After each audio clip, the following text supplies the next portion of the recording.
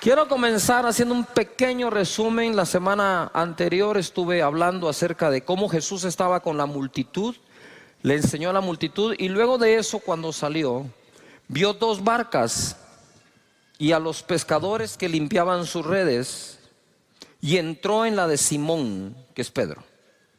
Primero, podemos sentirnos a veces parte de una multitud, y para serles francos, sentirnos parte de una multitud a veces nos hace sentir solos. Pero debemos de comprender que la multitud siguió a Jesús.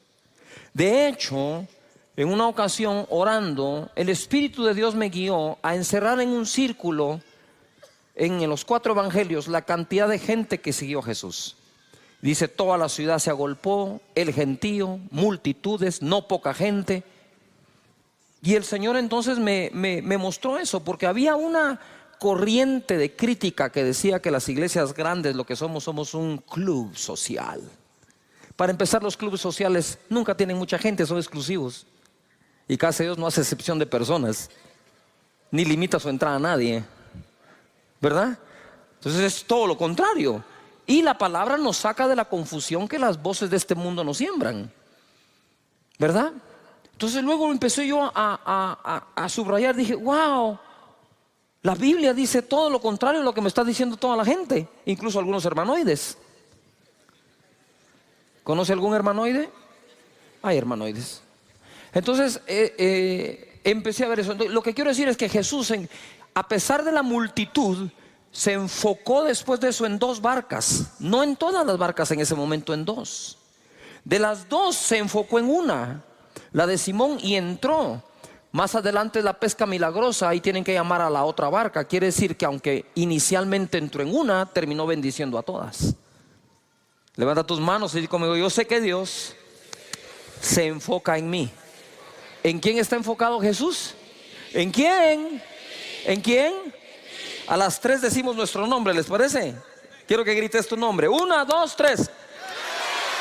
¿En quién se enfoca el Señor?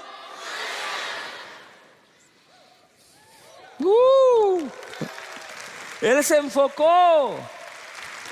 Pero después de la pesca milagrosa hay cosas que reparar. Las barcas se estaban hundiendo, están llenas de agua. Esas las puede reparar un pescador, un experto en barcas. Las redes se rompieron, hay que repararlas. Pero ¿quién reparaba a Pedro, que cuando hace la pesca milagrosa dice: soy un hombre pecador, apártate de mí? Las 2 cosas estarían mal. ¿O qué lo hizo creer que era pecador? ¿Que no pescó nada la noche anterior? ¿No es cierto que cuando no te va bien en algo empezás a revisar tu vida? ¿En qué pequé? ¿Cuántos lo hacemos? Claro, empezamos a revisar en qué pequé, en qué pecado, qué hice mal. Y tal vez eso surge de algo que llevamos dentro, que todavía no ha sido arreglado. Entonces Jesús se enfoca en las 2 barcas, se enfoca en la de Simón, se enfoca en la pesca que necesitaba para que la economía sanara de Pedro, pero además se enfoca en el pescador. Él está enfocado en ti, por encima de tu empresa, por encima de lo que haces, tu profesión o a lo que te dedicas. Él se enfoca en ti. Amén. Muy bien. Ahora quiero entrar a otra parte que tiene que ver con todo lo de las barcas. Les dije que las barcas normalmente se usaban o para transporte de un punto a otro, o se usaban para conseguir la provisión. La pesca era una de las fuentes de ingresos más importantes en Israel, en el mar de Galilea. Por lo tanto, o salían a buscar una provisión o se salían a transportar. Quiero hablarles hoy algo que sucedió mientras se transportaban. Dice Marcos capítulo 6, verso 45: enseguida hizo a sus discípulos entrar en la barca e ir delante de él a Betsaida. Él los hizo entrar en la barca. Se meten a la barca, se me van para Betsaida, en la otra ribera. Entre tanto que él despedía a la multitud. Y después que los hubo despedido, se fue al monte a orar. Usted sabe que yo una vez traté de despedir gente en el templo Pinula. La fila para despedirlos salía del templo, daba la vuelta a todo el templo, pero nadie se quería despedir, todos querían oración. Yo digo: pues si suelta, pero ya oré, déjenme darle la mano, darle un abrazo. No, orar. Orar por el papá, por el tío, el hermano, el marido, el exmarido, el suegro, el ex suegro, la mascota, el perro, el gato, todo. Y después que los hubo despedido, se fue al monte a orar. Ojo acá. Esto es muy importante. Esto es más importante de lo que crees. No es solo cuestión de ir y orar, sino es cuestión de ocupar tiempo para bajar las revoluciones, para salir del cansancio. Y nosotros a veces no tomamos tiempo para salir del cansancio. Y hoy les voy a mostrar lo que sucede cuando no hacemos uso de ese tiempo. Dice, y al venir la noche, la barca estaba en medio del mar y él solo en tierra. Los discípulos andaban en un lado, él en otro. Y viéndolos remar con gran fatiga, todo el mundo diga fatiga, porque el viento les era contrario, cerca de la cuarta vigilia de la noche, vino a ellos andando sobre el mar y quería adelantárseles. Viéndole ellos andar sobre el mar, pensaron que era un fantasma y gritaron, otra versión dice, y gritaron de miedo, porque todos le veían y se turbaron. Pero enseguida habló con ellos y le dijo, tened ánimo, yo soy, no temáis, mi presencia siempre está contigo. Eso es lo que les estaba diciendo él. No teman, yo soy, aquí estoy, tranquilos. Y subió a ellos en la barca y se calmó el viento. Y ellos se asombraron en gran manera y se maravillaban, 52 es clave, porque aún no habían entendido lo de los panes, por cuanto estaban endurecidos sus corazones. ¿Qué es lo que ocurre aquí? Yo quiero que entendamos de dónde viene todo, que no lo leí.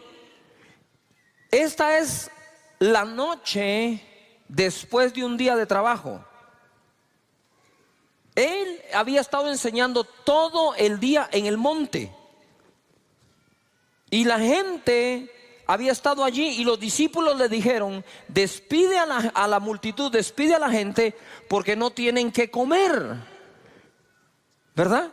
Y fue donde él dice, ustedes denles de comer. Ellos dijeron, no tenemos sino 200 denarios. ¿Verdad? ¿Y qué es esto para una multitud? Otro dijo, pero que hay un niño con unos panes y unos peces. Digo, tráiganlos, los bendijo, los repartió y se multiplicaron a todos. Dijo, hagan recostar a las personas por grupos. A ver, todo el mundo diga, grupos. Más fuerte, grupos. ¿Cómo recostamos a la gente en casa de Dios? ¿En pequeños qué? Señores, esa es una visión del Señor mismo Jesús. Alimentar por grupos. Entonces los tiene a todos allí ahora en grupos. Ellos empiezan a ver el milagro. Tú te imaginas, para la mente de Dios se les multiplica la comida. No paran de darla, de 5 panes y 2 peces. Ahora 5,000 hombres, mujeres y niños comen. Y todo el día enseñó. ¿Cómo estaban al final del día? Cansados. Cansados, pero Jesús habría de darles una gran lección y le dice, váyanse ustedes del otro lado, al otro lado. Quiero que vayan en el barco al otro lado. Yo los alcanzo después. Cuando él termina de despedir a la multitud, yo no sé qué hora es, pero les tomó la noche entera llegar al otro lado, porque llegó de madrugada donde estaban ellos. Entonces ahora viene él y despide a la multitud y piensa, estoy seguro, debo correr a alcanzar a estos porque ya van a llegar del otro lado. Sin embargo hace una parada y dice, no, voy a subir al monte a orar. Voy a subir al monte a orar. Tengo que reparar mis fuerzas, porque el agotamiento, señores, es un serio peligro para el manejo de nuestros pensamientos, emociones y toma de decisión. Abusamos el día de reposo utilizándolo para lo que Dios nos dejó. Dios te dice 6 días trabaja, 1 no me trabajas. Y Jesús lo aplicó. Si tú quieres seguirlo 7 días dándole, dale.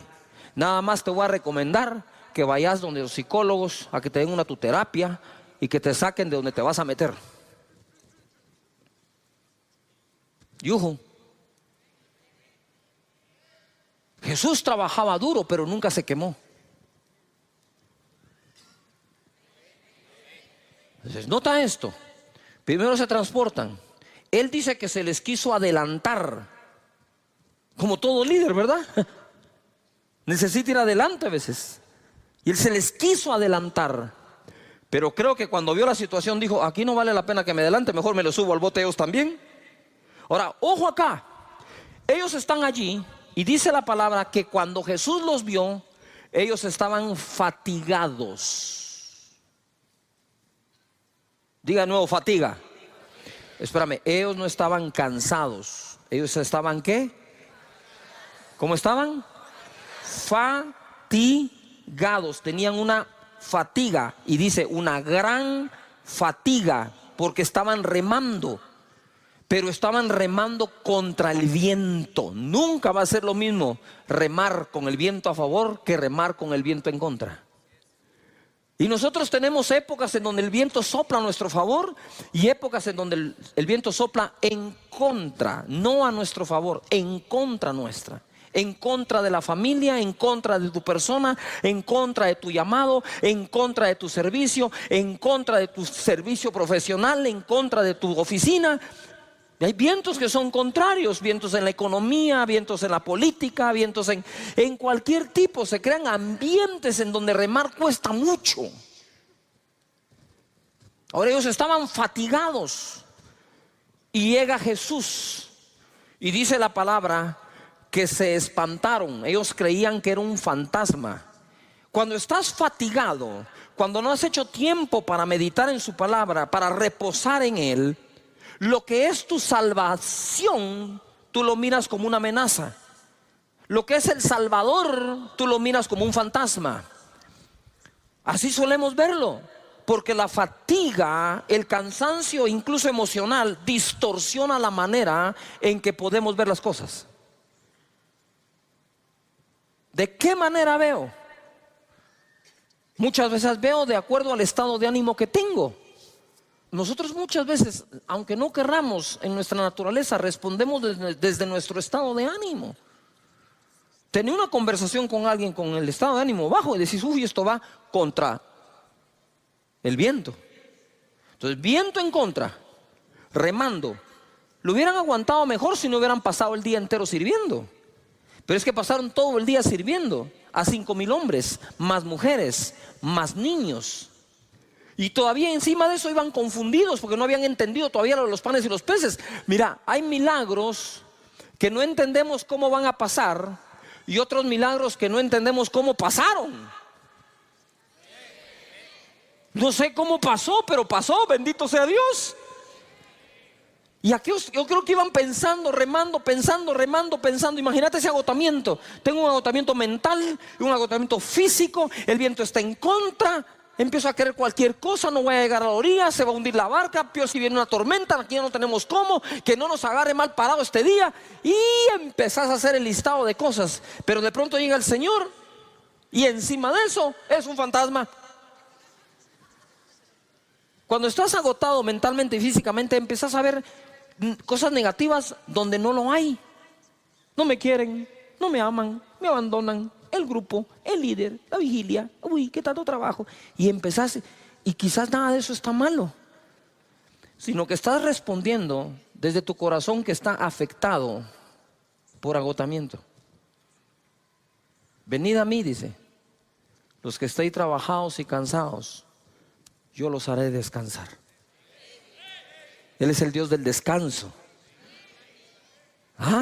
No por trabajar más se prospera más, ni por servir más las cosas salen mejor. Pero si podemos tomar ese tiempo que Jesús les quería dar, que Jesús se tomó el tiempo. Dijo, no, yo sé que los tengo que alcanzar, pero ahora es tiempo de ir a buscar al Padre, de adorarlo, de recuperar fuerzas. El ánimo hay que recuperarlo, y entonces los alcanzó. Resumen, Jesús los mandó en avanzada al otro lado, lo cual no era una distancia corta. Despedir a la multitud no debió ser fácil, ya que eran los que recibieron el milagro de los panes y los peces. Él se apartó a orar, a reponer sus fuerzas en Dios. lo que todos deberíamos hacer para no quemarnos. Con el viento en contra, ellos se fatigaron. Con la fatiga, se espantaron y gritaron de miedo. Cuando se está agotado, las cosas no suelen verse como realmente son, sino lo que parece llegar para salvarnos lo vemos como un fantasma. Cuando estamos agotados, nos confundimos y nos turbamos. Jesús dice: ánimo, yo soy. ¿Qué habían perdido? El ánimo, que viene de ánima, que viene de alma. Estaban perdiendo su alma de tan cansados que estaban. ¿De qué nos sirve ganar el mundo si perdemos el alma? Yujo. Pero Él siempre estará contigo y calmará los vientos. Amén. Levanta las manos y dice: Señor, tú calmarás el viento, pero mientras sea contrario, me dará las fuerzas para remar y el buen ánimo. Amén. A ver, grita conmigo: ánimo. Muy bien. Mateo 14, verso 26. Esto es lo mismo narrado por otro de los evangelistas. Y los discípulos, viéndole andar sobre el mar, se turbaron, se confundieron, diciendo: ¡un fantasma! Y dieron voces de miedo. Pero enseguida Jesús les habló diciendo: tened ánimo, yo soy, no temáis. Entonces le respondió Pedro y dijo: Señor, si eres tú, manda que yo vaya a ti sobre las aguas. Mira Pedro, agotado, cansado. Yo creo que dijo: estos compañeros míos no reman nada, no voy a dar a ningún lado, mejor me bajo y corro yo solo. ¿Se vale la propuesta o no?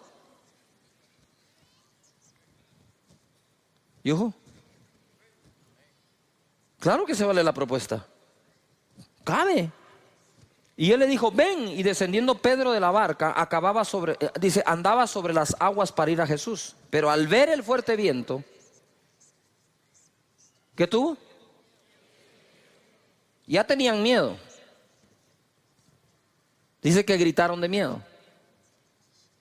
Ya casi se recupera y ahora vuelve al miedo. A veces el miedo se nos quita como por 2 minutos nomás. Pero al ver el fuerte viento tuvo miedo y comenzando a hundirse dio voces, porque cuando uno se está hundiendo, créame que grita, diciendo: Señor, sálvame. Al momento Jesús, extendiendo la mano, asió de él y le dijo: hombre de poca fe, ¿por qué dudaste?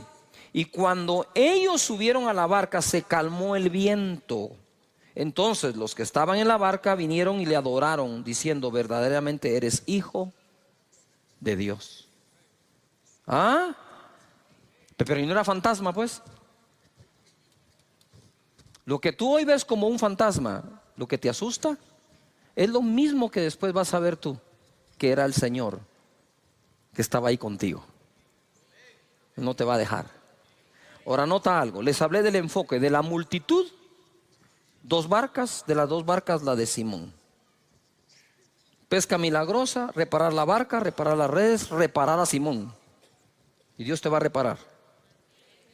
Estoy en modo de reparación, di conmigo, estoy en modo de reparación. Y no es que hayas pecado, simplemente hay que reparar cosas dentro. Y Dios te va a reparar, te va a reconstruir por dentro. ¿Me estoy explicando? Y entonces ojo acá, porque viene acá Pedro y él se enfoca, Jesús se enfoca. Pero ahora Pedro también se había enfocado. ¿Qué hizo Pedro? Pedro viene y se enfocó en Jesús. Es un fantasma. Tengan ánimo, yo soy. Y Pedro le responde: si eres tú, tú dijiste que eres tú dijiste eso, ahora si eres tú, manda que yo vaya sobre las aguas. Ven, le dijo, y le dio una prueba de que era él. O sea, ya estaba comprobado, si es él, hay que cobrar nuevo ánimo, no temer, no temas. Entonces él se baja, empieza a caminar por la fe, ¿verdad? Y cuando empieza a desenfocarse, empieza a ver el fuerte viento, tiene miedo y entonces se hunde. Ustedes saben que en casi todos los deportes se habla de la anticipación visual. Anticipación visual es cuando tú anticipas visualmente lo que viene o lo que habrá de venir. Y son diferentes cosas. Por ejemplo, ¿verdad? Cuando un futbolista corre, él debe levantar la cabeza para ver a dónde va el centro. Solo levanta la cabeza. Es impresionante cómo tu cuerpo, tu cerebro, agarra distancia, fuerza, altura, velocidad, efecto. Y una vez lo mira, ¡pah!, patean la bola a la cabeza del que vio. Eso es en distancia corta, mediana o aún larga. ¿Ha visto esos que patean la bola de un extremo a otro de la cancha y al pecho del otro futbolista? ¿Y cómo así? Porque la anticipación visual prepara todo tu cuerpo para actuar. En el tenis no le puedes quitar la vista a la pelota. Aun cuando pegas aquí, viendo, cuidado, el golf, pegas y tienes que dejar la cabeza ahí porque tenías que tener tu mirada ahí. En el esquí siempre esquías 3, 4 curvas adelante. Normalmente en el esquí no esquías el presente, esquías el futuro. No puedes poner la vista acá. ¿Has visto tú a los equilibristas? Van en el equilibrio, no van viendo la cuerda. Si voltean a ver la cuerda, se caen. Tú no tenés que poner tu mirada donde pones los pies. Tú tenés que llevar los pies a donde pusiste tu mirada.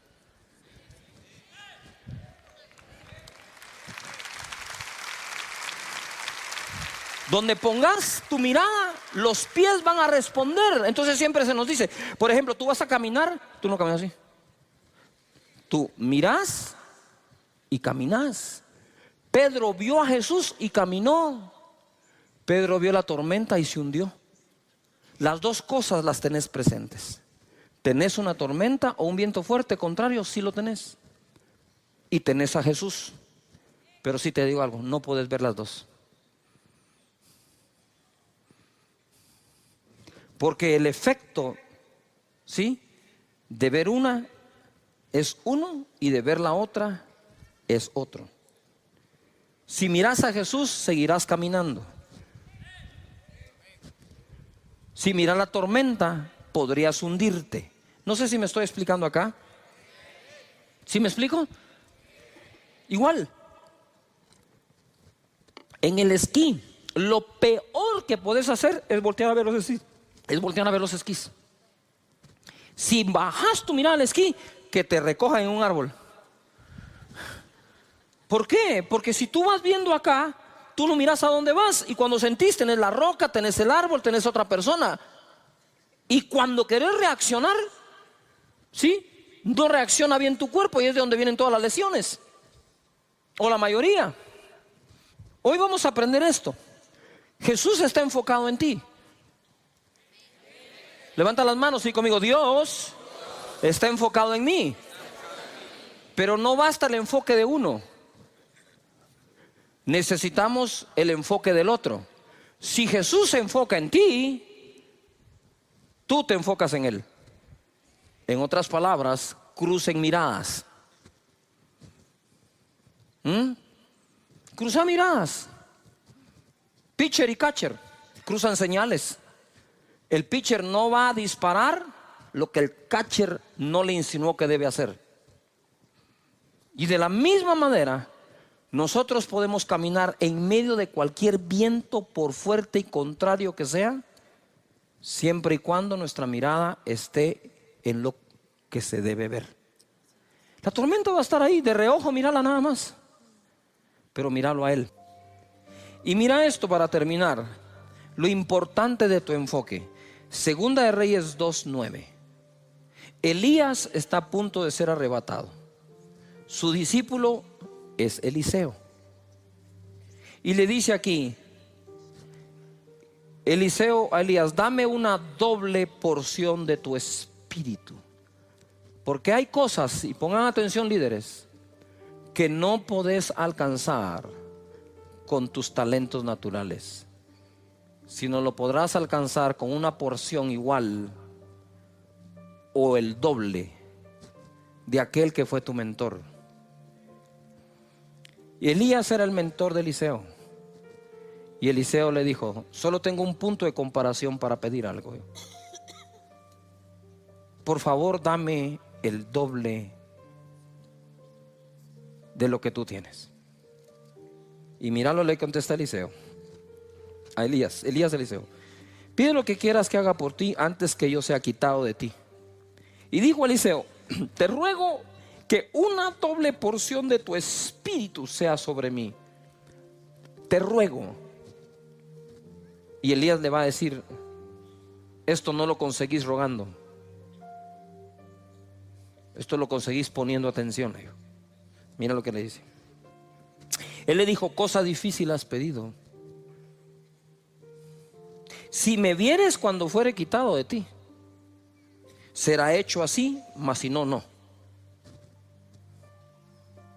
Si me vieres cuando fuera apartado de ti, pues es re fácil. Mírame, porque está fácil. Pero entonces, ¿por qué dijo que es cosa difícil? Por lo que ocurre después, dice: y aconteció que yendo ellos y hablando, he aquí un carro de fuego, con caballos de fuego, apartó a los dos, se puso en medio, y Elías subió al cielo en un torbellino. Viéndolo Eliseo,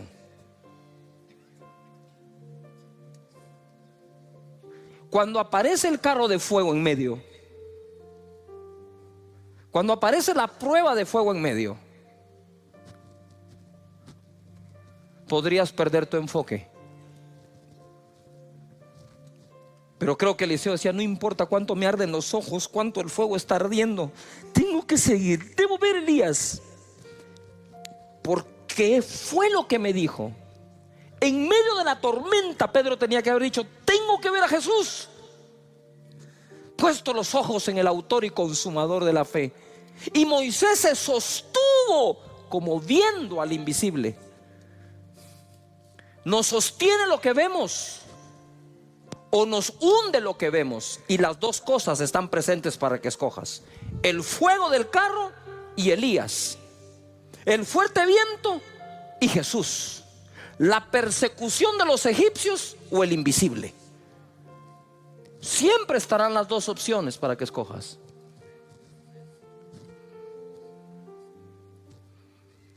Y dice: y viéndolo Eliseo.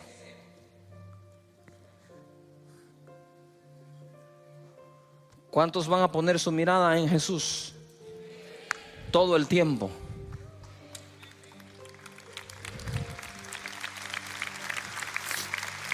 Date cuenta de algo. ¿Por qué ver a Elías? ¿Por qué ver a Elías si fue el miedoso que se fue a esconder en una cueva ante la amenaza de una mujer?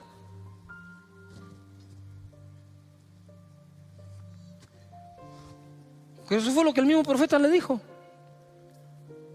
Nuestro enfoque es importantísimo. Pero te desenfocas, ¿sí o no? Te desenfocas por cosas que no deberías. Por problemas con alguien, resbalaste, malas relaciones con personas, porque asumes que alguien no te ama, la situación del país, dimes y diretes, redes antisociales. ¿Tú sabes cuántas cosas existen para que perdamos el enfoque? Mira, en la barca o fuera de la barca, no apartes tu mirada de Jesús. La presencia siempre irá contigo. Propósito de la serie o temporada es que vivas seguro que Dios no te deja ni te abandona. Aquí establecí un balance yo en una de las enseñanzas. Si Dios prometió no dejarte ni abandonarte nunca, nunca, nunca, entonces por más que tú te quieras alejar de Él, eso es una falacia. No es verdad. Lo que puedes hacer es dejar de tener la comunión con Él que solías tener, pero alejarte de Él, ¿cómo? Es como tú decir: me voy a alejar de mi piel. ¿Cómo te salís de ahí? No sé si me estoy explicando. Si tú no te puedes alejar de ti mismo, ¿cómo te vas a alejar de Dios? Si uno que en ocasiones se autoabandona no se puede dejar, mucho menos Dios. Por eso cuando Jesús en la cruz del Calvario dijo: Dios mío, ¿por qué me has abandonado?, Fue la primera y única vez que Jesús llamó a su Padre Dios como tal, que le dijo Dios a él, ¿verdad? Muchas veces dijo que él es Dios, su Padre.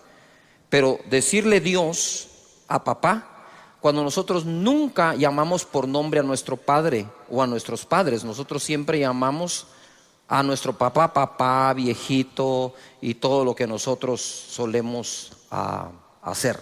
Así que vamos ahora hacia un puerto seguro. Todos queremos zarpar y navegar a un puerto seguro. Pero no, eso no solo es por agua, por aire también. ¿Cuántos vuelos se cancelan? Y tú dices, pero si el clima aquí está bueno, sí, pero el clima está malísimo, ¿dónde vas a ir a aterrizar? El clima tiene que ser bueno donde despegas y donde aterrizas. Y el clima debe ser bueno de donde zarpas y a donde tú llegas a anclar o el destino que estás buscando. En Hechos 27:13 he estado hablando mucho de esta tormenta que sufrió Pablo.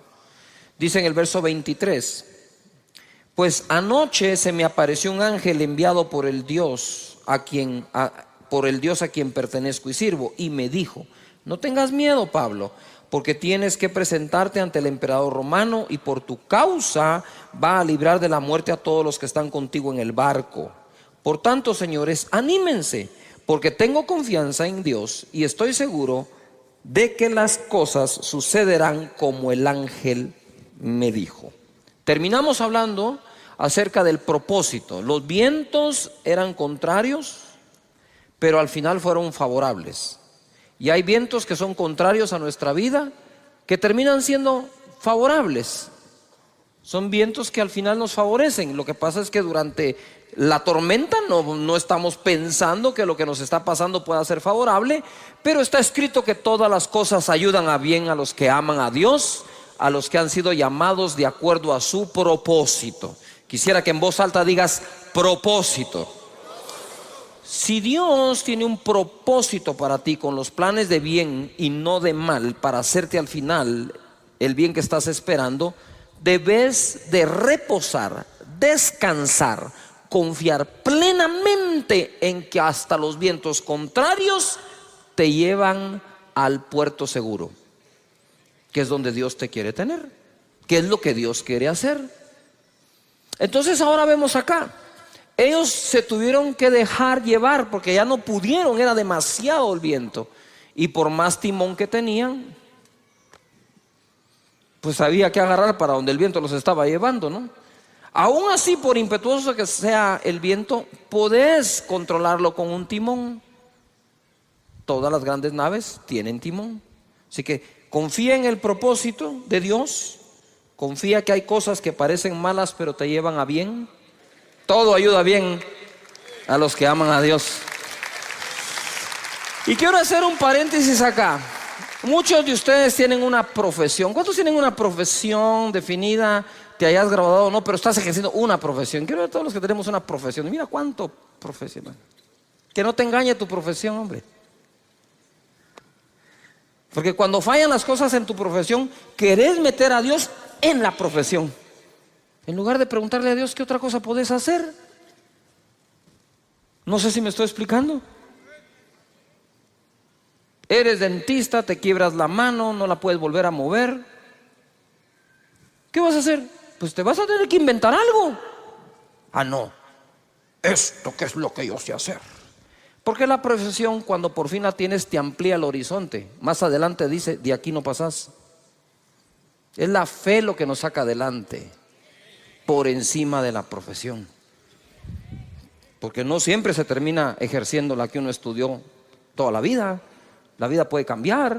Hay circunstancias que nunca escogimos nosotros y nos llegan del puro aire, como decimos. Entonces la fe detona la capacidad de adaptación que nosotros podamos tener en esta vida. Pero si tu mente está allí, es más, tu mente no, te lo voy a hablar claro, tu orgullo está allí en lo que más sabes hacer, pero lo que más sabes hacer no te está dando de comer, aprendí a hacer otra cosa por la fe. Y ojo, al rato te va mejor, ¿verdad? Muy bien. Santiago capítulo 3 verso 2 nos va a hablar del timón de la nave. ¿Cuál es el timón de la nave? Santiago 3:2 dice: porque todos ofendemos muchas veces. A ver, ¿cuántos de ustedes alguna vez han sido ofendidos por alguien? Quiero ver la mano. Todos los que han sido ofendidos. ¿Cuántos de ustedes han ofendido a alguien? Quiero ver todos los que hemos ofendido a alguien. Deje la mano ahí levantada. Si usted ofendió sin querer, la mayoría de las veces, levánteme la otra mano. ¿Por qué no piensa así cuando lo ofenden? ¿Ya se dio cuenta que todos aceptamos que la mayoría de las veces ofendimos sin querer? Pero cuando nos ofenden no es sin querer, ¿va? Lo planeó. Tengo que encontrar la libreta donde lo fue escrito. Y empezás con esa tu teoría de conspiración. El timón de la nave dice: todos ofendemos muchas veces. Si todos ofendemos muchas veces, la inteligencia emocional bien desarrollada es vital. Aprender a perdonar y dejar eso en el pasado. Si alguno no ofende en palabra, este es varón perfecto, capaz también de refrenar todo el cuerpo. Quiere decir que si puedo llegar a refrenar mi boca, puedo refrenar todo. He aquí nosotros ponemos freno en la boca de los caballos para que nos obedezcan y dirijamos así todo el cuerpo. Mirad también las naves, aunque tan grandes y llevadas de impetuosos vientos, son gobernadas con un muy pequeño timón por donde el que las gobierna quiere. Yo quisiera que me pongan algunas fotografías de ejemplos de timón. Muy bien, ustedes pueden ver ahí es un avión gigante. Pero ustedes saben ahora, la vez pasada me entraron a una cabina para que viera. Ustedes pueden ver ahora el timón. Sí, es un pequeño stick. Cuando yo entré y vi eso dije: ¿y con eso vas a manejar este chunche? Sí, me dijo. Y la verdad, ni con esto, me dijo. Apacha un botón y esto despega, vuela y aterriza solo. Y entonces, ¿para qué te pagan a vos? Le dije, pues por si no funciona. Pero uno entra a un avión de ese tamaño y mira, dice uno: ¿qué pasó con el timón? Este es el timón ahora. ¿Cómo puede llevar usted el control de un avión que puede llegar casi a la velocidad del sonido con ese pequeño timoncito? Pues así es. Es como la palanca, puede ser pequeña, puede mover el mundo. Siguiente ejemplo. Mira un carro de Fórmula 1, 320 kilómetros por hora. 320 kilómetros por hora. Si cuando uno acelera en esos carros potentes a más de 100 de un solo, siente que el estómago lo dejó tirado, en esto a saber qué se debe sentir, pues. Usted sabe que los niños, acá tenemos miembro de la congregación, un joven de 12 años en go-kart va a 130 kilómetros por hora. 130. Este va a 320, 340. Y miren el timón. Y en ese timón lleva el control de todo. Pero deje ese gran carro con potencia. Lo más seguro es que usted tenga un auto que ya le sube volumen al radio, que verdad que ya le apacha unos botoncitos, ya lleva más controles. O sea, como que el control no lo dejan en el timón, el gobierno de la nave. Aquí hay otro ejemplo, ¿verdad? Caballo. Ahí está, el freno. Así que no siempre funciona esa onda del freno, ¿verdad? Pero no podemos negar que con eso se guía a un caballo. Y aún toda bestia animal puede ser domesticada por el hombre. Dice la palabra acá que es gobernada por un pequeño timón por donde el que las gobierna quiere. Levanta las manos y di conmigo: yo puedo llegar a gobernar mi vida por donde yo quiero.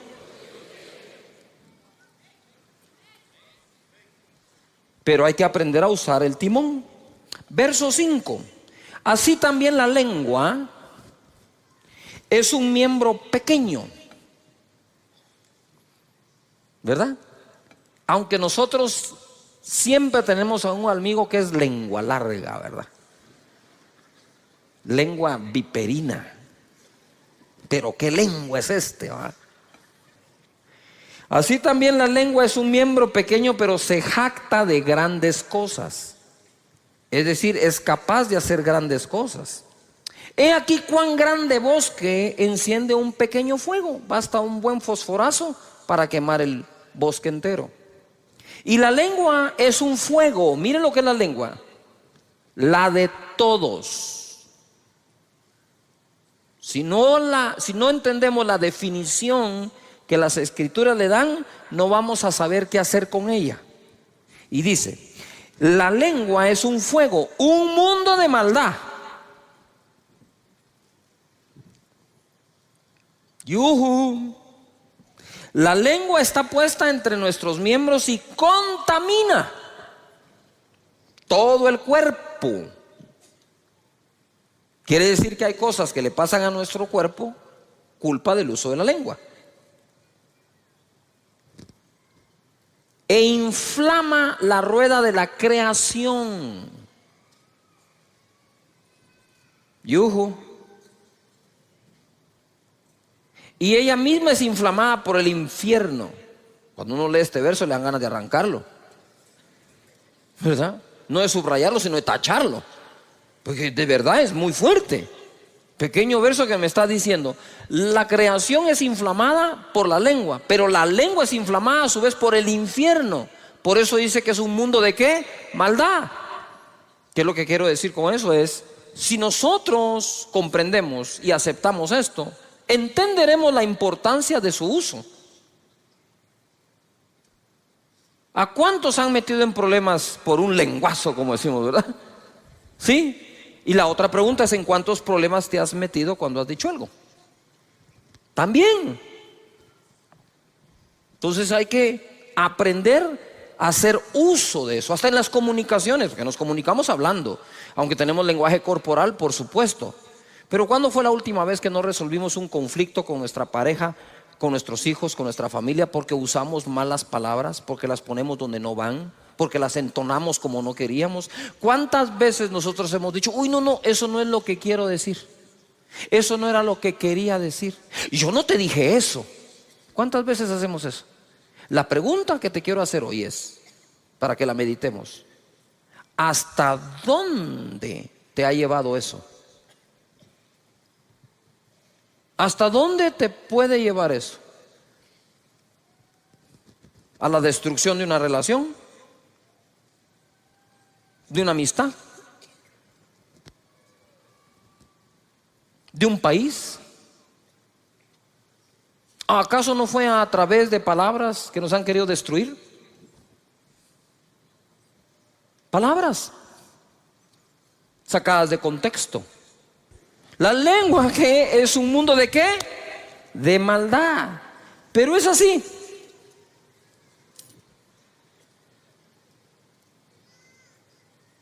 Un timón de este tamaño puede conducir una nave. Si me puedes poner la fotografía del barco, ¿sí? Un pequeño timón puede conducir todo un buque. Por lo tanto, esta pieza es muy importante. No la puedes desconectar, no hay manera de que tomes el rumbo. Entonces, ¿qué es lo que quiero decir? Es que el rumbo de nuestra vida al final está en nuestra boca. Dice la Escritura que el hombre come del fruto de sus labios. Por lo tanto, aprender a hablar no se trata de que aprenda a hablar el que se presenta en público. Debemos hablar en público aquellos que sabemos hablar en privado o sostener una conversación con una persona. De tal manera que nosotros le hemos restado importancia a una conversación, y dice la Biblia, las malas conversaciones corrompen las buenas costumbres. Entonces quiere decir que ese bendito timón tenemos que aprender a usarlo. Ojo acá, así como puede ser inflamado por el infierno, así como esa lengua puede inflamar la rueda de la creación, como un pequeño fósforo puede incendiar un bosque, también lo mismo lo puede apagar. También lo mismo puede ser usado para bien o para bienestar. Por algo Jesús es la palabra de Dios encarnada.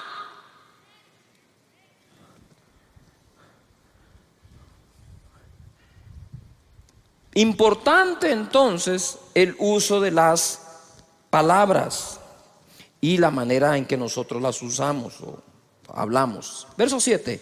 Porque toda naturaleza de bestias y de aves y de serpientes y de seres del mar se doma y ha sido domada por la naturaleza humana. A mí me impresiona que esto fue escrito hace 2000 años y ya hablaba de domar a los seres del mar, a las bestias del campo y a las serpientes. O sea, eso que nosotros vemos en unos acuarios con delfines amaestrados, eso ya existía. Tal vez no lo ponían en un lugar, pero aquí dice que se doman hasta los seres del mar. Pero ningún hombre puede domar la lengua,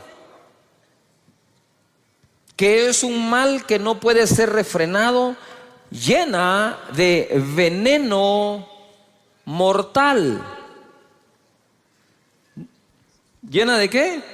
Veneno mortal. Algunos venenos actúan inmediatamente, ¿no? Pero hay otros que quedan ahí y van intoxicándolo a uno hasta que lo destruyen. Piensa, posiblemente algunas de las cosas que llevas dentro, heridas, traumas, tuvieron que ver con una conversación, más que con un hecho. Porque dejó escrito aquí el apóstol Santiago que tiene veneno mortal. Ahora quiero establecer un balance acá. Dice, todas las bestias, animales, seres, aves, peces es domado, pero ningún hombre puede domar la lengua. Pero date cuenta que cuando en el contexto está hablando de domar un ser ajeno a uno. Yo no puedo domar tu lengua, pero sabemos que sí podemos dominar la propia. Porque entonces perderíamos esperanza y de nada sirve que Santiago escriba esto. O sea, si no tenemos esperanza con nuestra propia lengua, entonces ¿para qué leer esto? ¿Qué sentido tiene? Solo nos está dando la información que estamos amolados y seguiremos igual. Lo que está diciendo acá es, tú puedes domar un delfín, tú puedes domar una ballena, tú puedes domar un águila, tú puedes domar una serpiente, tú no puedes domar una lengua. ¿Cuál lengua? La del otro.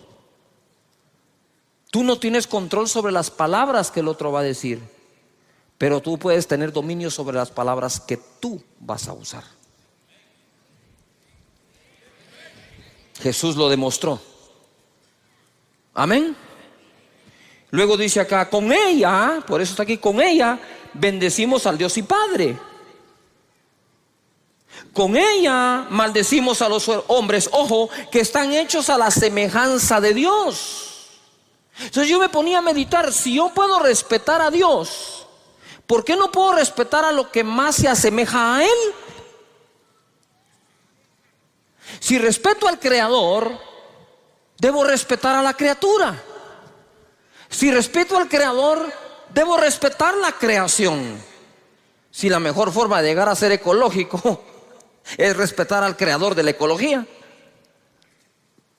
¿Me estoy explicando acá? Porque si respeto al Creador, voy a respetar su creación. Si hablo bien del Creador, ¿por qué no hablar bien de la criatura?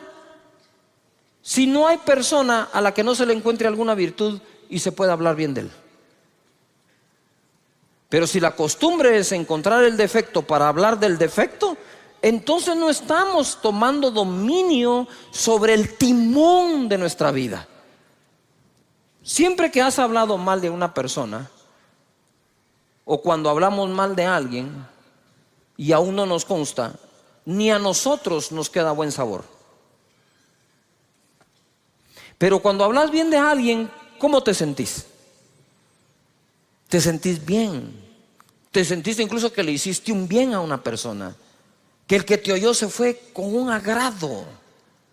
Qué feo es sentarse con una persona que siempre está hablando mal de algo o mal de alguien.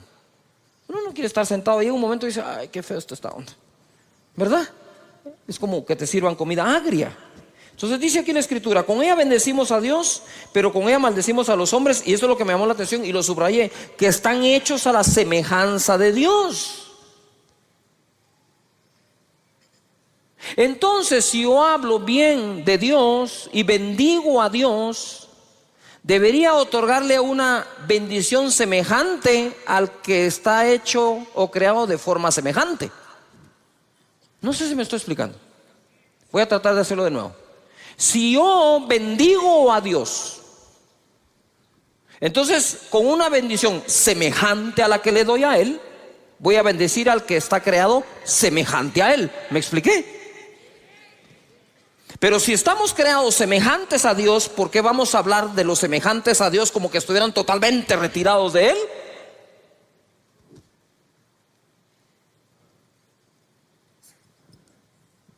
Ok, lo voy a poner de otra forma.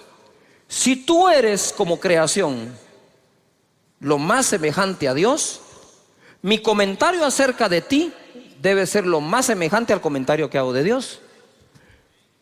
Lo voy a decir con otras palabras, pues voy a usar las palabras. Si tú estás hecho o creado semejante a Dios, eres lo más semejante a Dios, entonces te voy a bendecir lo más semejante a como a Dios bendigo.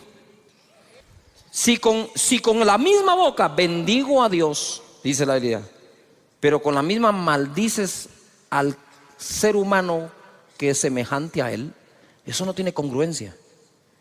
Es incongruente totalmente. Entonces, si tú eres semejante a Dios, según la Escritura, con la bendición que bendiga a Dios, con una semejante te habré de bendecir a ti, para que guardes semejanza con semejanza. No sé si me estoy explicando. Y no totalmente opuesto. Mucho de lo que le decimos a la gente tiene que ver con lo que creemos de la gente. Importante. Dice acá, de una misma boca proceden bendición y maldición. Hermanos míos, esto no debe ser así. Lo cual entonces, esta frase vendría a contradecir lo que hace un momento dije del domar la lengua. Si dice, de una misma boca sale bendición o maldición, no debe ser así, entonces está hablando al dominio de la propia boca. Y cuando dice que no se puede domar la lengua, está hablando de la lengua del otro. No sé si me estoy explicando. Porque si él dice esto no debe ser así, lo que está diciendo es que de nuestra boca debería salir ¿qué? Bendición. Aunque les voy a poner un caso hoy un poco contradictorio acá, para que sepan el poder que tiene la boca. Amén. Ahora, este contexto que no puede salir bendición y maldición, el contexto donde quedó escrito es no poder bendecir a Dios y maldecir a los hombres. ¡Yujú! ¿Sí? ¿Estamos de acuerdo? Y dice acá, ¿acaso alguna fuente hecha por una misma abertura agua dulce y amarga? Hermanos míos, ¿puede acaso la higuera producir aceitunas o la vid higos? Así también ninguna fuente puede dar agua salada y dulce. Sin embargo, vemos que la dan. La nave tenía su propio timón. Ya contra el viento y el mar violento, los navegantes no pudieron dirigirla, sino quedar a la deriva. Apareció otro timón. Pongan atención, apareció otro timón, el de la palabra que el ángel les llevó. Y Pablo dijo, atracaremos en una isla y nadie perecerá. El timón que llevaba el capitán, llegó un momento que no importaba para dónde giraba, el viento era muy fuerte. Pensaban que iban a morir, pero apareció el verdadero timón de ese momento de la nave, que iba a ser la palabra que salió de la boca de Dios. ¿Me estoy explicando? Deja que la palabra de Dios, sus principios, sus valores y sus promesas te dirijan a un buen puerto y a un puerto seguro. De esa manera, nosotros podemos ver que apareció otro timón. Mateo 12, 33, 37. Para nosotros poder tener un mejor timón, lo debemos de saber conectar. Verso 33. Dice: o haced el árbol bueno y su fruto bueno, o haced el árbol malo y su fruto malo, porque por el fruto se conocerá el árbol. Esta palabra árbol malo en el original significa lo siguiente, pongan atención: corrupto de raíz. No es un árbol de mango que le salieron algunos malos mangos. Es un árbol de mango que todo le salió malo. Entonces el problema ya no fue un mango, el problema es el árbol completo. Entonces cuando habla aquí del árbol malo, no habla de un árbol que pueda tener defectos como tú y yo, habla de un árbol que es malo de raíz. Corrupto de raíz, podrido, malo, de pobre calidad, no apto para ser útil, indigno. Para que nosotros no emitamos juicios que no debemos. Generación de víboras, eso no es para ustedes. ¿Cómo podéis hablar lo bueno siendo malos? Porque de la abundancia del corazón habla la boca. Si la lengua es el timón, ¿a qué está conectado el timón? Al corazón. Si quiero mejorar el timón, pues debo mejorar el corazón. Porque dice después la escritura acá: el hombre bueno del buen tesoro del corazón saca ¿qué? Buenas cosas. Buenas cosas significa distinguido, agradable, excelente, correcto, placentero, saludable, útil, de buena naturaleza. Y el hombre malo del mal tesoro saca malas cosas. Ya dije que es el verbo, que es el calificativo para árbol malo. Ahora escucha el de malas cosas. Significa maldad. Malas cosas. Saca malas cosas, saca maldad. Diabólico, débil, inútil, desagradable, incorrecto, Satanás. O sea que hay gente que el diablo se le sale por la boca.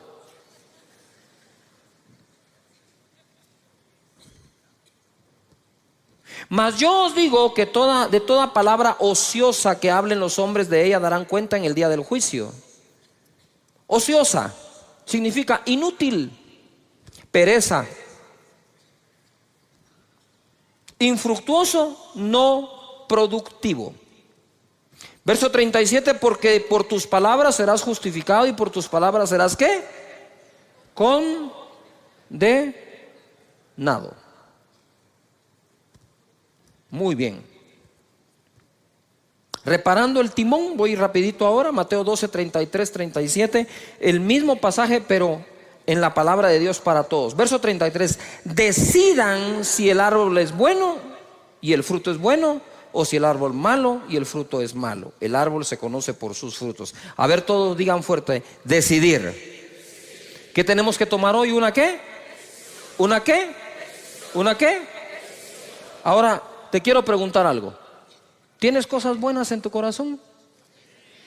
¿Cuántos decimos que tenemos cosas buenas en el corazón? Entonces es fácil.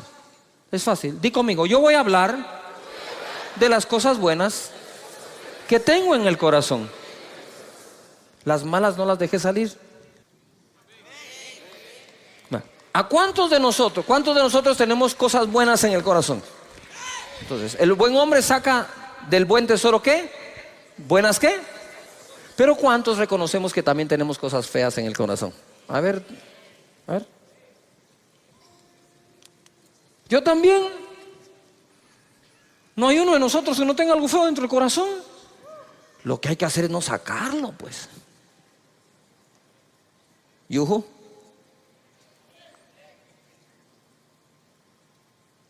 Tratarlo, sanarlo.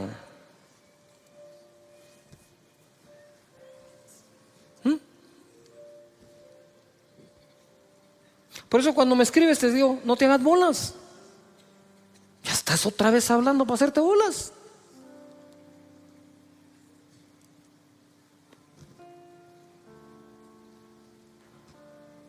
¿Yuju? Claro que sí. La vez pasada yo jugando con unos amigos, hice un mal tiro y los amigos me decían, decilo, me decían. Saca esa palabrota. No, hombre, ni siquiera la estoy pensando. Pero si le agarra a pensar, lo que hay que hacer es procurar no sacarla. Todavía están acá. Porque todos tenemos cosas buenas y cosas malas dentro. Pero entonces dejemos que fluyan las buenas y abstengámonos de hablar de las malas. ¿Podríamos aplicar eso a las demás personas? ¿Sabes algo bueno de alguien? De eso habla de él. Si otro va a hacer el trabajo sucio, déjalo que sea otro, pero no tu boca. Amén. Porque debemos de bendecir a Dios. ¿Y bendecir a qué? A los hombres. Y sigo, ¿estamos de acuerdo? 34. Partida de víboras, dice acá. ¿Cómo pueden ustedes hablar lo bueno siendo tan malos? Lo que uno dice muestra lo que uno es en su corazón. ¿Yuju? Lo que uno dice muestra lo que uno es. El que es bueno lo es en su interior y habla de lo que tiene allí. De igual manera el malo lo es en su interior y habla de lo que tiene allí. Pero yo les digo que en el día del juicio la gente tendrá que dar explicación por cada una de las palabras inútiles que dijo. Las palabras que dijiste servirán para juzgarte, ellas te aprobarán o te condenarán. Efesios capítulo 4 verso 29 en la versión lenguaje actual dice: no digan malas palabras. Y dice, mira, al contrario, digan siempre cosas buenas que ayuden a los demás a crecer espiritualmente, pues eso es muy necesario. No hagan que se ponga triste el Espíritu Santo de Dios. Si algo pone triste al Espíritu es el uso de las palabras. Y por último voy a ir a esto, un controversial ejemplo. Por el amor de Dios, no se me vayan. ¿Sí? Todavía déjenme terminar esto porque quiero cerrar la serie con broche de oro. En Marcos capítulo 11 verso 21, bájame un poquito. Dice, entonces Pedro acercándose le dijo: maestro, mira la higuera que... ¿La higuera que qué? La higuera que qué se ha secado. ¿Tú creerías que Jesús maldijo? Pues a la higuera sí. Jesús el día anterior le dijo: nunca jamás alguien vuelva a comer de tu fruto. Y se secó. Quiero que tomen en cuenta esto, porque esto es muy poderoso. Respondiendo Jesús le dijo: tened fe en Dios, porque de cierto os digo que cualquiera que dijere a este monte: quítate y échate en el mar, y no dudar en su corazón, sino creyere, será hecho lo que dice. Y lo que diga, dice, le será ¿qué? Por tanto os digo que todo lo que pidiereis orando, creed que lo recibiréis y os vendrá. Y Pedro dijo: el que quiere amar la vida, el que quiere amar la vida y ver días buenos, refrene su lengua de mal y sus labios no hablen engaño. Entonces, ¿en dónde está nuestro futuro? En nuestra boca. ¿Por qué creen que siempre confesamos con una confesión que en la boca hay un milagro? Eso no es un dicho así nomás, qué bonito para empezar un discurso. Eso tiene sentido. Y ahí todos los domingos, te lo repito, voy a hablar palabras de bien y no de mal, de salud, no de enfermedad, de riqueza, no de pobreza, de bendición, no de maldición, porque en mi boca está el control.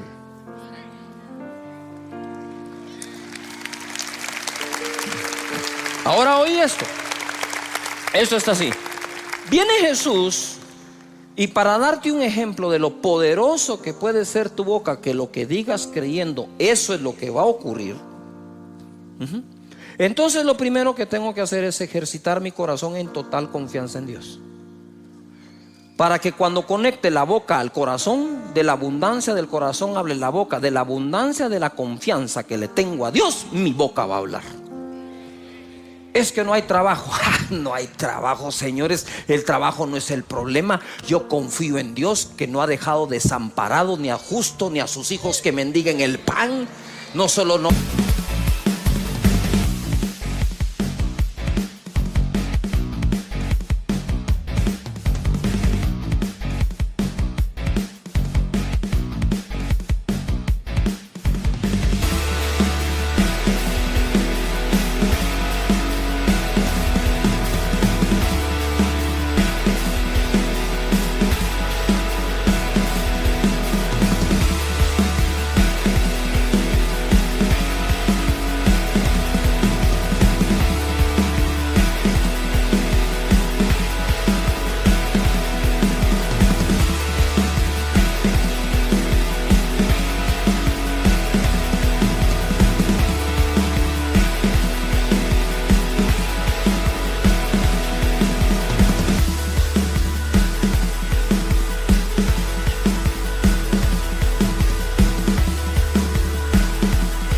Si no hay trabajo, va a haber abundancia de pan en la casa de mi Padre. Eso es lo que hay. Pero ¿por qué sale eso? Porque adentro hay confianza. Pero cuando adentro hay una desconfianza hasta en Dios, habiéndote leído esos 233,000 escrituras, porque el corazón vive con tanta desconfianza que cuando viene la prueba, desde la desconfianza usas el timón. ¿Y a dónde te va a llevar el timón? A ese puerto inseguro. Pero cuando tenés total confianza en Dios y sus promesas, y como dijo mi hijo hace unos cuantos domingos, dijo: Dios tiene planes de bien y no de mal. Pero por encima de confiar que el plan es bueno, hay que confiar que el planificador es mejor. Por eso Pablo decía: todas las cosas ayudan a bien a los que aman a Dios, a los que han sido llamados de acuerdo a su propósito. Él pudo decir eso no porque un ángel se lo dijo. Él pudo decir eso porque, habiendo tenido vientos contrarios, llegó al puerto donde debía ir. Llegó a una isla donde incluso una serpiente lo mordió. Y no hay serpiente que te vaya a detener del cumplimiento de tu propósito en esta vida. Ahora voy, ¿verdad? Mejorar el corazón. ¿Cómo puedo mejorar el corazón? Lo que llevo adentro, meditando. Dios es bueno, su misericordia es para siempre, su gracia es sobreabundante. Nunca me ha dejado, nunca me dejará. Cuando tenés esa confianza, el timón se compone. Y por último, ¿por qué puse ahí un ejemplo controversial? Porque para decirte que todo lo que digas creyendo que lo recibiréis vendrá, el ejemplo que puso fue la maldición de una higuera, no la bendición. Él no llegó donde una higuera seca y le dijo: para mañana tendrás fruto, y lo puso por ejemplo. ¿Por qué puso por ejemplo la maldición? Para que cuides tu boca. Porque así como se cumple lo bueno que decís, se puede cumplir lo malo. ¿Cuántas veces pasé yo por ese pasaje y no me detuve a meditar que fue una maldición la que usó de ejemplo? La maldición de una higuera. Entonces lo que te está diciendo es: hey, ten cuidado, porque tu boca es tan poderosa para secar una higuera que podría secar tu negocio, que podría secar tu familia, que podría secar tu grupo, que podría secar tu nación por andar hablando lo que no tenés que hablar. Mejor hacer fructificar tu familia, fructificar tu nación, fructificar tu negocio. Porque al fin y al cabo la Biblia dice que el hombre come del fruto de sus labios. Cuando tú entres a tu trabajo, a tu comercio, vas a tener que hablar palabras conmigo: Señor, hazme sabio para elegir sabios. Amén. Si uno no es sabio, ¿cómo reconoce al sabio?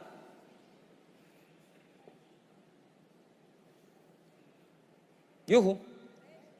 Tenemos que ser sabios, porque si somos sabios es porque tenemos sabiduría, y entonces a través de la sabiduría reconoces la sabiduría en otros. Este proceso de elegir gobernantes es importante que nosotros los ciudadanos crezcamos y maduremos para entonces de forma madura elegir a los gobernantes. Ahora, no basta elegir a una cabeza adecuadamente, tenemos que elegir al resto también. Mira lo que dice aquí la palabra. Cuando Moisés es electo por Dios para liberar al pueblo de Israel del yugo de los egipcios, le da este consejo en Éxodo 18:20. Y enseña a ellos las ordenanzas y las leyes. A ver, todo el mundo diga conmigo, leyes. Diga conmigo, un país necesita leyes justas. ¿Cuántos creen que necesitamos leyes justas en cada país? Amén. La Biblia dice, enséñale al pueblo las leyes y ordenanzas y que caminen en el camino correcto. El camino correcto uno lo camina gracias a las leyes y a las ordenanzas. Usted va en una carretera y le ponen camino sin fin, no siga. Curva peligrosa a 100 metros, frene un poco, va a pegar la cabeza en el windshield. Las ordenanzas, las leyes, las instrucciones nos pueden mantener en el camino ¿qué? Correcto. Pero en el verso 21, a ver, todos lo leen conmigo. ¿Estamos de acuerdo? Leámoslo pues. Dice así: además, escoge tú de entre todo el pueblo varones de ¿qué? Virtud, temerosos de Dios, varones de verdad, que aborrezcan la avaricia, y ponlos sobre el pueblo por jefes de millares, de centenas, de 50 y de 10. Todo el mundo diga organización. Ahora tenían leyes, tenían organización, pero necesitaban las personas que califiquen para esa organización bajo esas leyes. ¿Todavía está acá? Esto es hermoso. Le dice, además de enseñarle las leyes, debes escoger personas. Entonces, si logramos nosotros con la oración pedirle a Dios que nos dé un sistema de leyes justas con las personas correctas y los ciudadanos correctos, tendremos una nación justa. Amén. ¿Cuántos están dispuestos a poner su granito de arena en lo que a ti te toca para que esta nación sea leída como una nación de justicia? Amén. Muy bien. Entonces mira lo que dice aquí: que sean temerosos de Dios, varones de verdad, que aborrezcan la avaricia, porque los hijos, ¿qué le pasó a los hijos de Samuel? Por la avaricia aceptaron el soborno, corrompieron ¿qué? Corrompieron el derecho. Muy bien. Proverbios 11:14 dice así: donde no hay dirección sabia, todo el mundo diga sabia. No basta dirección, si cualquiera puede dirigir, pero a veces dirigimos sin poner la sabiduría. Dice, donde no hay dirección sabia, ¿caerá quién? El pueblo. No solo caen los gobernantes, hermanos, el pueblo puede caer. Se derrumba una nación.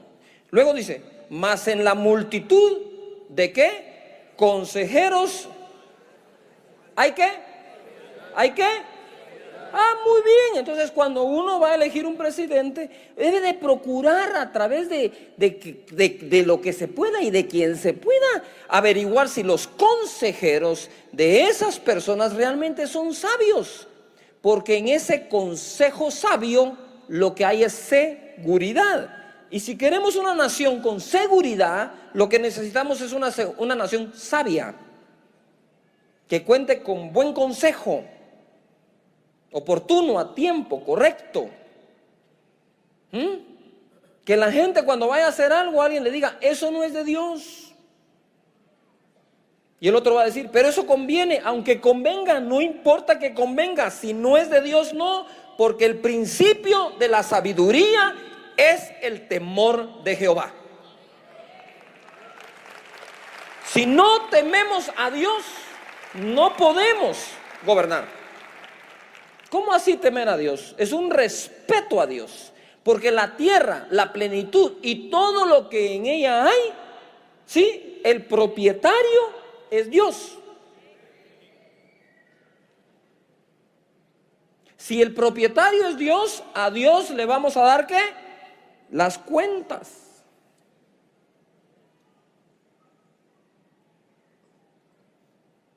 ¿Todavía están aquí?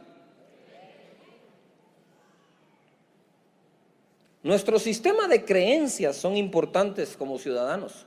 ¿Qué creemos? ¿En quién creemos? ¿Practicamos lo que creemos? En una familia no se necesita, para que sea buena familia, un buen papá con una mala mamá. Usted necesita un buen padre, una buena madre y buenos hijos.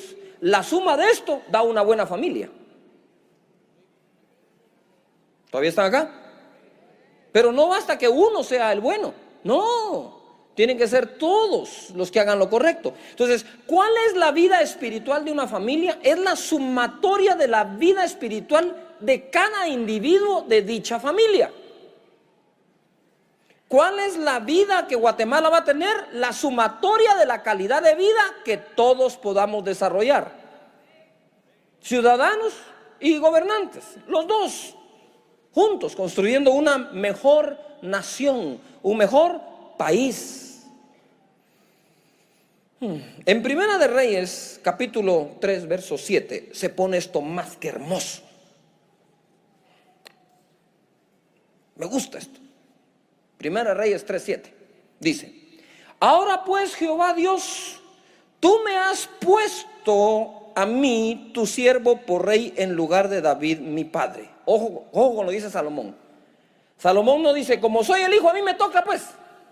No, dijo, Jehová me puso, porque aún siendo el hijo, Jehová podría no ponerme. ¿O no le pasó eso al hijo de Saúl? Al que le tocaba gobernar después de Saúl fue a Jonatán. Pero Dios no puso a Jonatán, fue a poner a David. Entonces Salomón no se jacta de ser hijo de David, sino dice, fue Jehová el que me puso a mí. Y cuando Dios se le aparece en el sueño, le dice Dios, pídeme lo que quieras. Pongan atención a esto. Él es hijo de David. Él sabe todo lo que Dios le dio a David. Él sabe cuántas victorias tuvo David. Pero entonces viene Salomón y al aparecerse Dios, le dice así: y yo soy joven y no sé cómo entrar ni salir. Seré muy hijo de David, pero no sé nada. Reconoce lo que no sabe para adquirir lo que necesita saber. No hay peor cosa que la prepotencia en algún gobernante o candidato ofreciendo que todo lo va a resolver, porque él y todos nosotros sabemos que no es posible. Y yo soy joven y no sé cómo entrar y salir. Era un joven sin experiencia, pero con el temor de Jehová. Porque si no hubiera tenido el temor de Dios, ni siquiera le dice, soy joven y no sé hacerlo. Respetó a Dios en ese momento. Y en el verso 8 dice, y tu siervo está en medio de tu pueblo al cual tú escogiste, un pueblo grande que no se puede contar ni numerar por su multitud. Da pues a tu siervo corazón entendido para juzgar a tu pueblo y para discernir entre lo bueno y lo malo, porque ¿quién podrá gobernar este pueblo tan grande? Digan conmigo fuerte, enfoque. Salomón estaba enfocado a lo que Dios lo había llamado. Me pusiste para gobernar y siendo sincero, Señor, no sé cómo hacerlo. Por lo tanto, dame un corazón entendido para que mi juicio sea sabio y pueda gobernar a un pueblo tan grande, numeroso. Ni siquiera tengo el censo, no sé cuántos son, Señor. Por favor, dame sabiduría.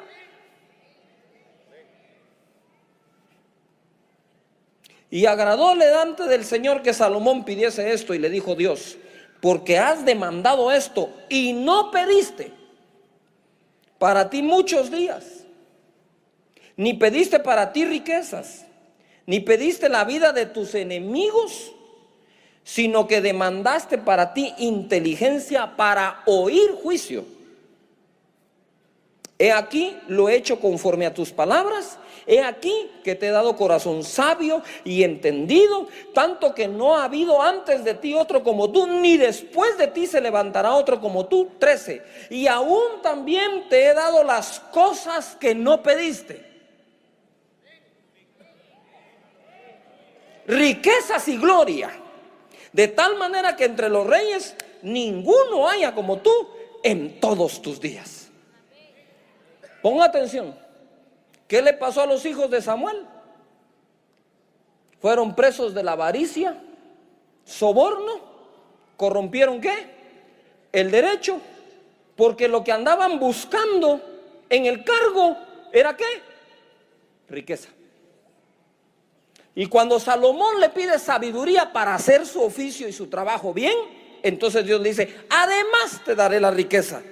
Dios encuentre para este país gente deseosa de gobernar verdaderamente con sabiduría y que no se preocupe de sus riquezas, porque si a Dios obedece, también le dará riquezas. También lo va a bendecir.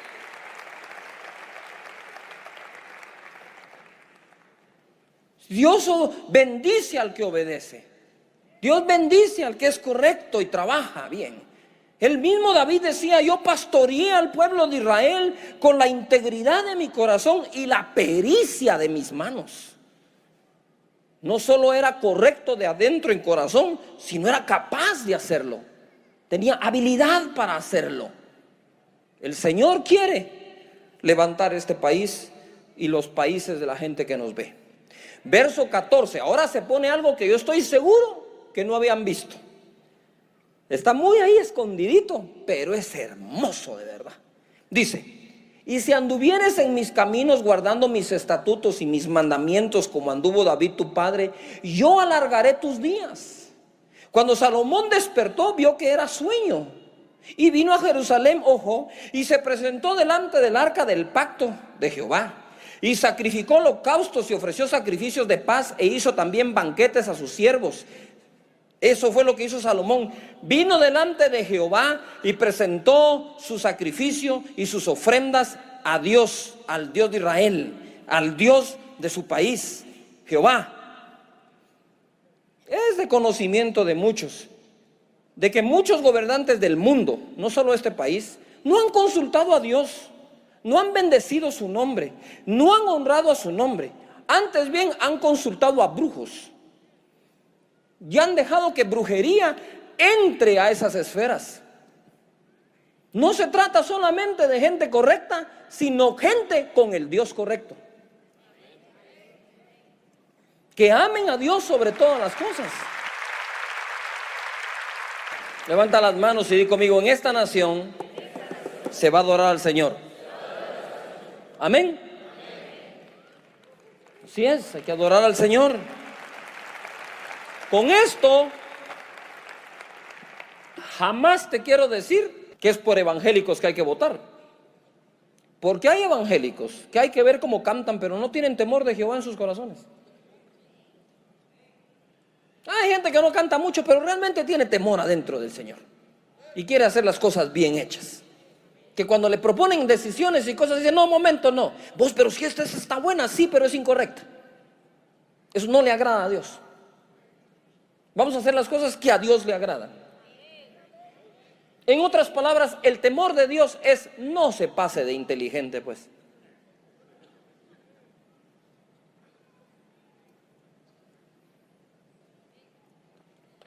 No se requiere ser muy inteligente, pero se requiere respetar a Dios. De Dios es esta tierra. De Dios es.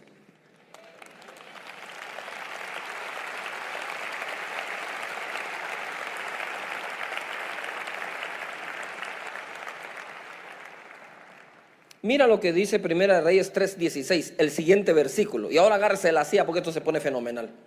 Y dice aquí: en aquel tiempo vinieron al rey dos mujeres rameras y se presentaron delante de él para que juzgara un caso. ¿Cuál era el caso? Pero pongan atención, el caso era este. Llegan las dos rameras y una le cuenta la historia.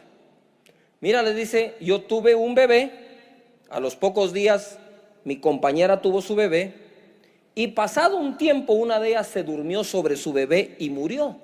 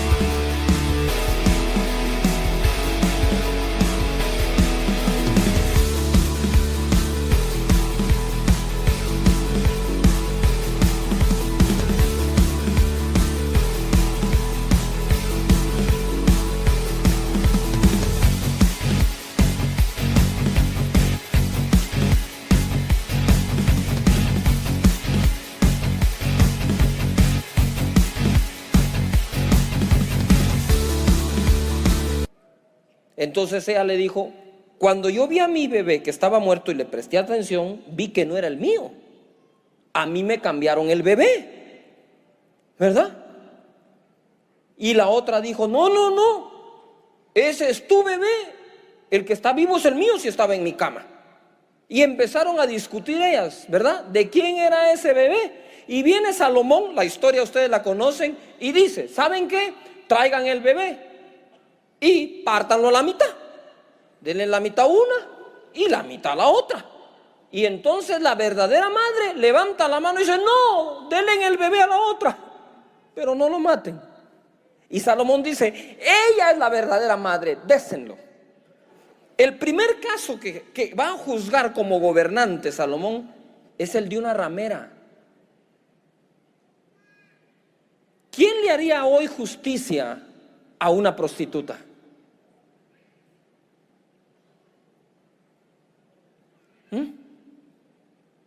Primera Reyes 3:28. Y todo Israel oyó aquel juicio que había dado el rey y temieron al rey, porque vieron que había en él sabiduría de Dios para juzgar. Diga conmigo fuerte, sabiduría de Dios. O sea, ¿qué era lo que Salomón tenía dentro? ¿Sabiduría de qué? Esa sabiduría de Dios no desechó a la ramera, sino que le dijo, te haré un juicio justo. Ven. Y juzgó Salomón. Que esa sabiduría que Dios le dé a Salomón le sea concedida a todos aquellos que estén en cargos públicos de gobierno, que se lo estén pidiendo con corazón sincero al Señor, y tendremos una mejor nación.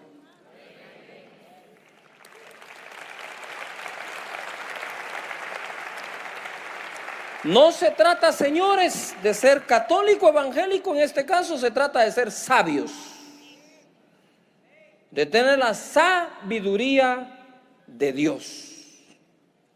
Esa sabiduría que no hace acepción de personas. Les voy a dar algunos versículos así, uno tras otro, para que los escriban. Dice Deuteronomio 1:17, no hagáis distinción de personas en el juicio. Así al pequeño como al grande oiréis, no tendréis temor de ninguno, porque el juicio es de Dios, y la causa que os fuere difícil, la traeréis a mí, y yo la oiré. Eso es Moisés. Proverbios 1:7 dice, en la versión Dios habla hoy, la sabiduría comienza por honrar al Señor. Los necios desprecian la sabiduría y la instrucción. Proverbios 31:4. No es de los reyes Olemuel, no es de los reyes beber vino, ni de los príncipes la sidra. Está hablando de embriagarse. Dice, no sea que bebiendo olviden que la ley y perviertan el derecho de todos los afligidos. Aquí le están dando un consejo a un gobernante que estaba tomando. Él dijo, no sigas tomando, vas a pervertir el derecho. ¿Por qué? Porque ya con los tragos te olvidas de la ley. Por eso es que los gobernantes, dice la Biblia, deben de ser sobrios. No se refiere solo al licor, sino sobrios en su carácter. Romanos capítulo 13, verso 3. Dice así: porque los magistrados, mire, ahora ya habla de magistrados, no están para infundir temor al que hace el bien, sino al malo. ¿Quieres pues no temer la autoridad? Haz lo bueno y tendrás alabanza de ella, porque es servidor de Dios para tu bien. Pero si haces lo malo, teme, porque no en vano lleva la espada, pues es servidor de Dios, vengador para castigar al que hace lo malo. Pidamos a Dios que en este proceso y en esta democracia, la gente sepa que aunque es un servidor público, primero es un servidor de Dios. Porque las naciones son de Dios. Que sepan que es a Dios a quien sirven para entregar a Él un mejor país, una mejor nación y mejores personas. De hecho, los gobernantes son los que nos deberían dar los mejores consejos para vivir.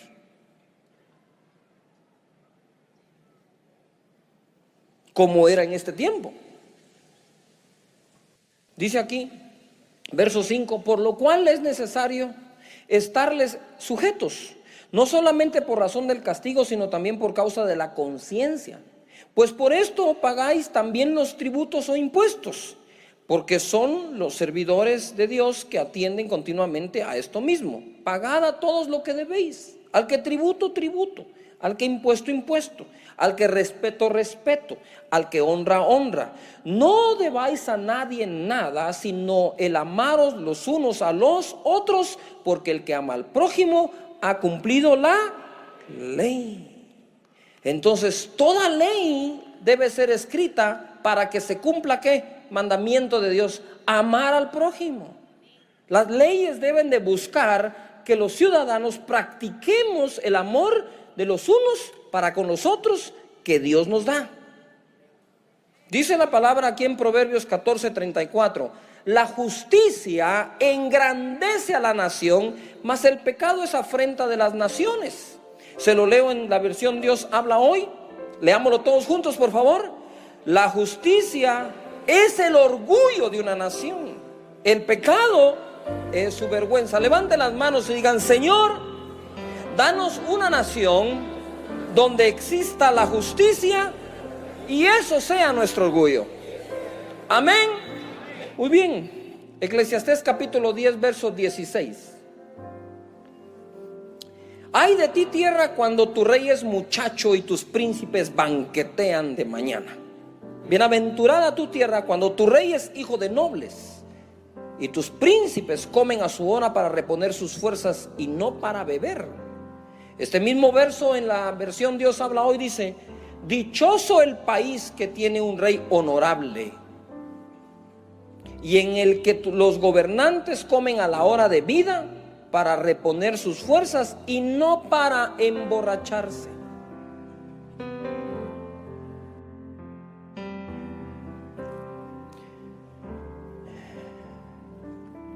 Ahí mismo en Romanos 13, verso 9, dice: porque no adulterarás, no matarás, no hurtarás, no dirás falso testimonio, no codiciarás, y cualquier otro mandamiento en esta sentencia se resume: amarás a tu prójimo como a ti mismo.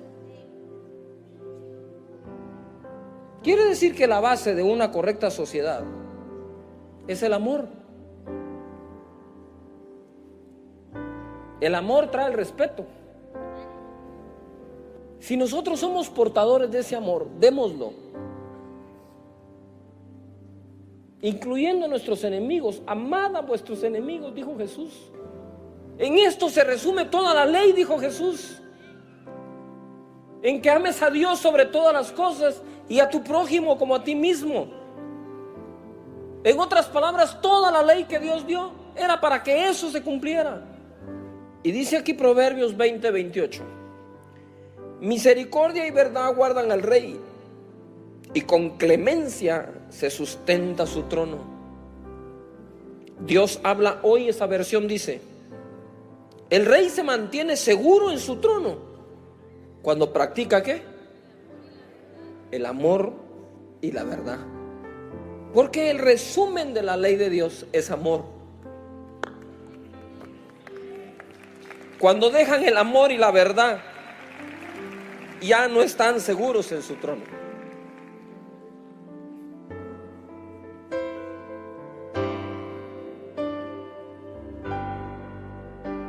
¿Qué tenemos que practicar?